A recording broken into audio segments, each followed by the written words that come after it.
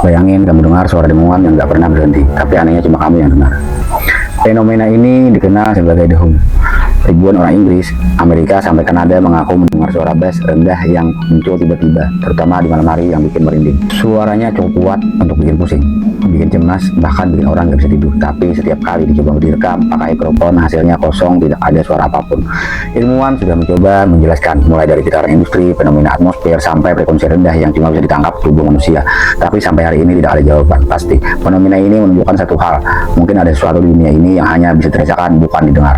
Kamu kira ini cuma gangguan telinga? Faktanya banyak orang mengalami hal yang sama. Kalau kamu suka bahas misteri seperti ini, jangan lupa follow saya, Freddy Afrian, dan subscribe untuk video-video selanjutnya. Assalamualaikum warahmatullahi wabarakatuh.